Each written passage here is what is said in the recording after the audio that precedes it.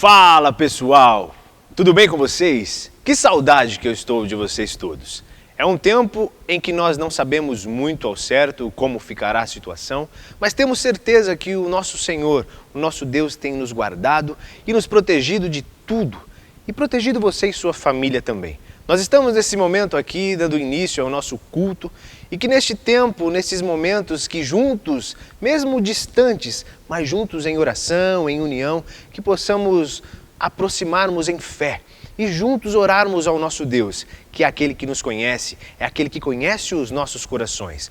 Lá em Filipenses, na carta de Paulo, no seu capítulo 1, versículo 3, Paulo diz que ele sempre dava graças e orava ao Senhor quando lembrava dos seus. Então que nós possamos lembrar-nos uns aos outros, mesmo distantes, mas lembrando em coração, em união, em fé, porque o nosso Deus tem cuidado de cada um. Quero dar uma saudação também especial para o pessoal de Lins, para o pessoal de Cafelândia, o pessoal de Guarantã, todos os nossos missionários. Temos orado por vocês, temos intercedido por vocês e saibam que o Senhor Deus tem cuidado de tudo. Amados irmãos, em Vila Barros, nosso lema, uma igreja consagrada para adorar, servir e anunciar o Evangelho de Cristo. Esse é um momento de consagração e que juntos nesta reunião possamos louvar e adorar ao Senhor. Neste momento teremos uma oração e logo mais um momento de louvor.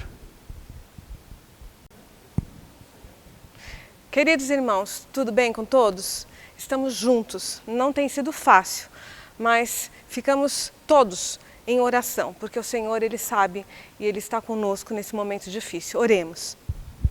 Santo Deus e eterno Deus, nós queremos te agradecer, ó Pai, por esse momento precioso de estarmos vivenciando essa situação tão diferente para todos nós, ó Pai. Nós queremos pedir, ó Pai, a Tua bênção nas nossas vidas, nos dê força, nos dê coragem, ó Pai.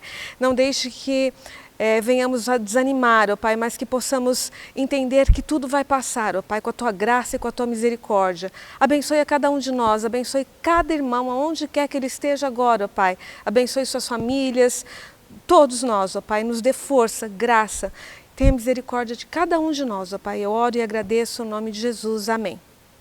A música que nós vamos cantar, o nome dela é Oceanos, e ela fala para o Senhor guiar a gente e que nós devemos confiar nele e Ele guarda a gente.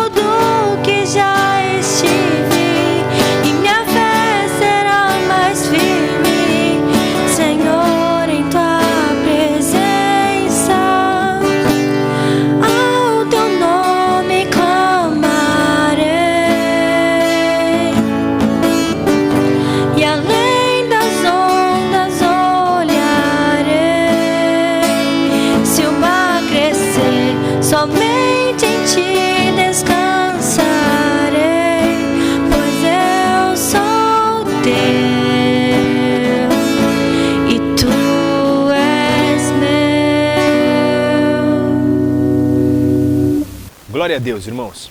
Neste momento, então, passaremos para a nossa palavra. Nosso pastorzão, pastor Wagner, tem uma palavra do coração de Deus para o nosso coração. E que possamos estar com o coração aberto para escutarmos, colocarmos em prática. E para esse momento eu gostaria de convidar o irmão Caldas para fazer uma oração pelo nosso pastor. E logo mais o pastor com a palavra. Deus abençoe, irmãos. Oremos. Senhor Deus, eterno Pai, nosso Pai glorioso, Pai maravilhoso, nosso Deus benevolente, o nosso tudo, Senhor Deus.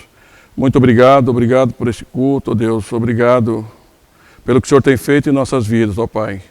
Cuidando de cada um aqui, Pai, cada membro da Tua igreja, cada irmão, Deus, cada familiar deles e amigos, ó Deus. O Senhor sabe que estamos passando por um momento difícil com esse vírus em nosso mundo, ó Deus.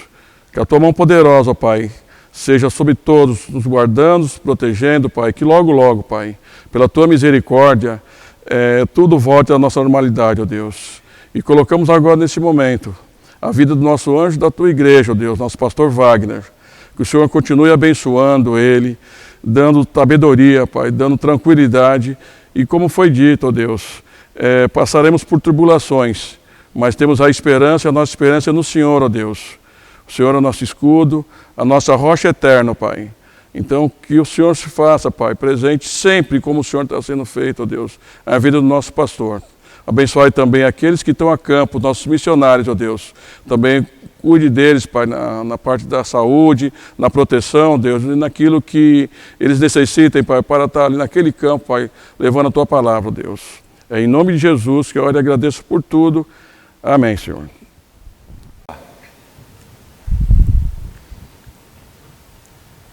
Olá, queridos, Deus abençoe vocês. É um privilégio para a gente estar aqui. Quero agradecer toda essa produção, todos esses meninos que estão trabalhando em prol da gente estar comunicando uma mensagem simples, mas uma mensagem do Evangelho poderosa para conforto da nossa alma, para a salvação do nosso espírito, do nosso corpo, para o Evangelho, a boa nova, para que ele seja pregado também aí de modo através da internet, através das redes sociais. Eu quero de coração fazer uma oração. É um novo processo, uma nova transição na nossa vida. Nós não entendemos muito o que tem acontecido, o que vai acontecer, mas o importante é que nós temos o Senhor como nosso Deus. Nós entendemos que estamos totalmente dependentes dele, ainda mais agora. E essa doença, esse vírus, ele veio para ser pedagógico, como eu já tinha dito, para nos ensinar muitas coisas. Devemos agradecer, mesmo nessa tribulação que estamos passando. Baixa a sua cabeça comigo, eu quero orar antes da gente ler a palavra de Deus. Senhor, se o Senhor não falar agora, seremos apenas religiosos, ó Deus. Se o Senhor não falar através da sua palavra, nós estaremos aqui apenas contando história. Usa, Senhor, como o Senhor tem usado, vasos de barro, homens pecadores, moribundos falando para moribundos, Pai. Nós precisamos do Senhor neste momento. Nós sempre precisamos do Senhor. Ainda mais agora que nós vamos ler a Tua sagrada letra, a Tua palavra, esse livro que é soprado pelo Teu Espírito. Obrigado a Deus, porque também o Senhor se revelou de modo tão específico para nós, que a voz humana de Jesus Cristo, a sua própria voz, chegou ao nosso coração através desta graça. E é por causa disso que nós temos o privilégio de falar com o Senhor. O privilégio de entrar no Santo dos Santos agora e através de uma oração de um pecador, nos comunicar agora com Deus Santo, Imaculado, Todo-Poderoso. Ó Pai, nós te damos graças, porque se não fosse o Seu Filho Jesus, o sangue dele vertido na cruz do Calvário, nunca teríamos esse acesso ao Senhor. Muito obrigado por tudo que o Senhor tem feito nas nossas vidas. Fazemos parte da história da igreja, parte da história da humanidade. E eu te peço em nome de Jesus que nesse momento o Senhor esteja levantando homens e mulheres que sejam tementes de verdade ao Senhor, que tenham colocado as suas vidas nas Tuas mãos de modo verdadeiro, Pai. E que nós tenhamos essas pessoas como nossos líderes, como pessoas que caminham, Pai, caminham cada vez mais, que não tenham medo de entrar nessa batalha, nessa guerra. Quero Te agradecer porque o Senhor tem levantado pessoas assim. Muito obrigado pela Tua palavra em nome de Jesus. Queridos, eu queria falar com vocês um pouquinho sobre uma doença muito pior do que o coronavírus, muito pior que o HIV, muito pior que toda a pandemia que a nossa humanidade já passou. Eu queria falar com você de uma doença terrível. A psicologia às vezes chama de demência, mas nós chamamos de pecado. Pecado, aquele que errou o alvo. Quando nós erramos o alvo, que é Deus, nós cometemos um grande pecado.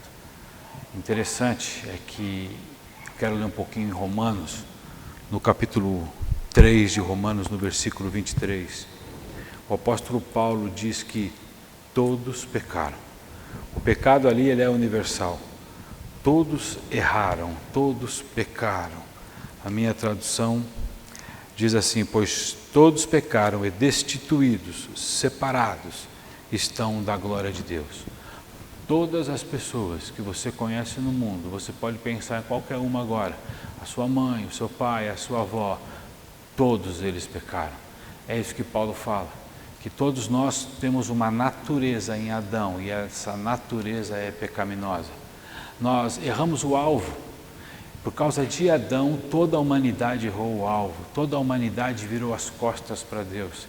É por isso que é muito fácil você se colocar cada vez mais diante de uma situação difícil, mostrando as suas garras, mostrando o seu coração adâmico, essa natureza que existe em você, não só em você, eu também sou assim, todos nós somos assim. Afinal, o texto diz que todos pecaram. Todos estão separados da glória de Deus. Talvez você pense que não pecou. Talvez você pense, poxa, eu não matei, não roubei, não fiz nada de errado. Mas a sua natureza te condena. Não são somente os seus pecados, tanto aqueles que você cometeu, como aqueles que você vai cometer, como aqueles que você comete. Mas a sua natureza pecaminosa já denigre, já aponta você como homem separado de Deus. E é óbvio que nós não nos sentimos separados de Deus. Nenhum ser humano se sente separado de Deus. Talvez o ateísmo, sim, mas nenhum ser humano que busca a Deus, independentemente da religião, se sente separado dele. Nós buscamos a Deus o tempo todo. Nós precisamos preencher o vazio que existe em nosso coração. Uns procuram com drogas, outros com sexo ilícito, outros com bebidas, outros com religião, como era o caso de Nicodemos, que não entendia nada sobre vida eterna, mas vivia dentro de uma religião, a vida inteira na religião. Às vezes nós fazemos isso, nós não sabemos e não acreditamos que estamos separados de Deus e confiamos nas nossas próprias maneiras para que a transcendência aconteça, para que nós possamos ir até Deus, ou agora ou depois da nossa morte. Todos pensam assim. Todos. Por isso que a palavra religião vem do latim religare, religar algo que foi desligado. Se foi desligado, precisa ser religado, religado com Deus. Quem faz isso? As religiões dizem que fazem essas coisas, que faz essa transcendência até Deus. A religião nos comunica que se você participar dela, se você frequentar um culto, se você fizer isso ou fizer aquilo, você terá acesso a Deus de novo. Mas eu te digo que não. Não. Definitivamente não. A Bíblia diz que todos pecaram e separados estão de Deus. Esse pecado, essa natureza pecaminosa, essa doença que existe em cada ser humano, conhecendo a Deus ou não, é pior do que todas as pandemias existentes em toda a história da humanidade. Nós estamos separados de Deus. Não há salvação para nós se nós continuarmos na nossa metodologia de salvação, na nossa engenhosidade. Nós precisamos entender que Deus teve um plano E esse plano é maravilhoso, é tremendo. E nós precisamos aceitá-lo como o único plano que Deus colocou para nós. Se Deus tivesse 2 ou 3 planos, seria maravilhoso. Mas a Escritura diz que Ele tem apenas um plano. Apenas um plano Ele tem. E aqui nós temos também no capítulo 1 de Romanos, no versículo 18, já que nós pecamos e estamos separados de Deus, Deus um dia nos cobrará sobre isso. Portanto, a ira de Deus será revelada dos céus contra toda a impiedade e injustiça dos homens, já que todos os homens pecaram, já que todos os homens estão separados de Deus, já que todos os homens, Deus não coloca essa humanidade como humanidade justa, todos precisam entender que são pecadores, e já que nós entendemos isso através da teologia paulina, ele diz aqui que a ira de Deus é revelada dos céus contra toda a impiedade e injustiça dos homens que suprimem a verdade pela injustiça. Isso é terrível.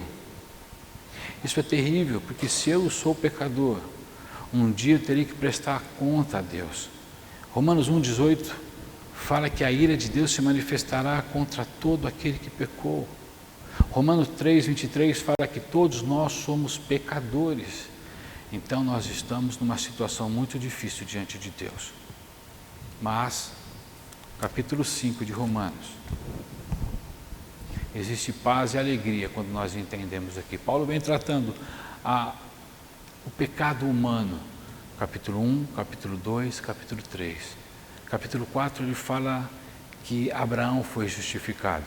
E no capítulo 5, agora o nosso coração começa a se alegrar, mas ele tem que se alegrar da maneira que está escrito aqui na palavra do Senhor. O versículo 1 do capítulo 5 diz assim: tendo sido, pois, justificados. Eu não me justifico. O texto diz assim: tendo, pois, sido justificados, alguém me justificou de alguma maneira. O texto continua: tendo sido, pois, justificados pela fé. É fé. É a fé que nos liga a Deus outra vez. É a fé que nos religa. É a fé que dá todo sentido à religião, o religare de Deus. Mas essa fé não é uma fé barata, uma fé sem noção, não é uma fé em qualquer coisa, não é uma crendice. Essa fé, além de trazer paz com Deus, ela é por meio de Jesus Cristo. Ela nos justifica. O texto diz que através dessa justificação pela fé, nós temos paz com Deus.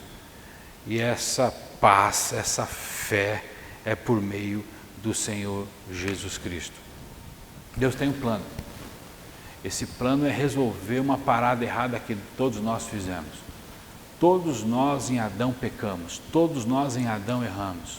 A graça de Deus está realmente em nos socorrer nesse momento. Gálatas 4,4 fala que na plenitude dos tempos Deus enviou o seu Filho. Justamente Deus tinha um plano, e esse plano eterno, absoluto. Deus não mudou o plano dele, mesmo nós sendo ainda pecadores. É por isso que ele envia Jesus Cristo, e a nossa salvação está em Jesus Cristo. Pela fé, como diz Romanos 5,1, pela fé temos paz com Deus. Por meio de quem? Jesus Cristo. Jesus em João 14,6, ele fala algo impressionante. Isso impactou minha vida, eu tive que entender o que Cristo quis dizer ali. Ele falou: olha, eu sou o caminho, a verdade e a vida. Ninguém vem ao Pai senão por mim. Eu sou o caminho, a verdade e a vida. O artigo que define ele como único. Eu sou o caminho, a verdade e a vida. Somos justificados por Deus por meio da fé em Cristo. Por isso temos paz com Ele. Éramos inimigos de Deus, como Paulo fala. Agora somos amigos de Deus. Temos todo o privilégio de falar com Ele. Através de Jesus Cristo, o único caminho que nos leva ao Senhor. O versículo 2 diz: por meio de quem obtivemos acesso. Agora nós temos acesso ao Senhor. Nós temos condição de falar com o Senhor a qualquer momento, através de uma simples oração. Esse acesso não é só na vida eterna, quando morrermos. Também é. Em João 17,3, Jesus Cristo disse assim: a vida eterna é esta, : que conheçam a Ti, o único Deus verdadeiro, e a Jesus Cristo, Seu Filho, a quem enviaste. Então a vida eterna, ela começa aqui na terra, quando você entende que Jesus Cristo é o Senhor da sua vida. Quando você se entrega totalmente para Ele. Você pega a sua vida e fala: Senhor, a minha vida está nas Tuas mãos. Eu preciso abandonar as drogas, eu preciso abandonar essas coisas horríveis, eu preciso que a minha mente mude, mas eu não consigo mudar. Então eu preciso que o Senhor me mude. Essa fé que você tem nele, esse acesso que você tem agora até Deus, é por causa de Jesus Cristo, por meio de quem obtivemos acesso pela fé a esta graça, na qual, nesse pacote todo, na qual agora estamos firmes.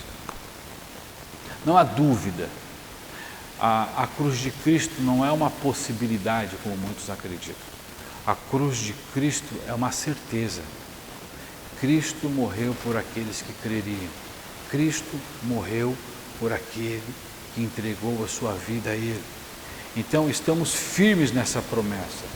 E por causa disso, agora que estamos firmes, e temos acesso a Deus através da fé, e temos paz com Deus por meio de Cristo, e agora estamos firmes, acontece algo maravilhoso que a nossa sociedade talvez não tenha entendido muito. E nos gloriamos agora na esperança da glória de Deus.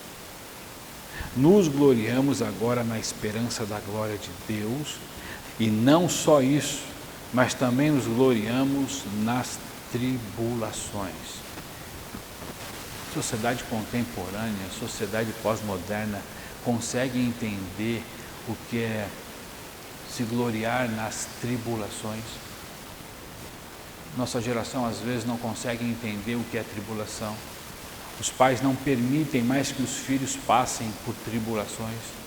Nós temos uma geração que está ocultando a vida daqueles que precisam viver. Nós estamos protegendo demais os nossos filhos. É necessário que nós entendamos o que é tribulação. E aqui em Cristo Jesus nós temos toda a possibilidade de nos gloriar na tribulação. A igreja de Roma seria perseguida. Nero botaria fogo em Roma e colocaria a culpa nos cristãos. Nero faria algo horrível e, colocando a culpa nos cristãos, já ia desencadear uma grande perseguição em cima da igreja. E quando eu falo igreja aqui, são pessoas, e a dispersão seria ainda maior. Dizem que Nero pegava os cristãos depois que ele matava, ele colocava piche nos cristãos e pendurava na cidade de Roma e acendia para que os cristãos servissem de tocha humana para iluminar a cidade. Olha só diante de quem nós estamos. E olha só quando Paulo fala que nós devemos nos gloriar também nessa tribulação. Pensa comigo, que tribulação é pior do que essa? Covid-19? HIV? Não, o pecado é pior do que essa tribulação. É por isso que Cristo morreu nos dando vida em seu nome. O texto continua. Porque sabemos que a tribulação produz perseverança. A tribulação, o passar por tribulações na minha vida, produz em mim perseverança. Agora o medo fica longe, porque o amor lança fora todo medo. E através dessa tribulação que é necessária que eu passe, começa a crescer no meu coração a esperança, começa a produzir a esperança.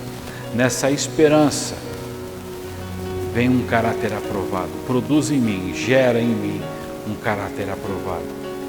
E o caráter aprovado, esperança. A esperança não nos decepciona, porque Deus derramou o amor em nossos corações por meio do Espírito Santo que nos concedeu. O texto diz perseverança. Vou repetir para vocês. Porque sabemos que a tribulação produz perseverança, e a perseverança é um caráter aprovado.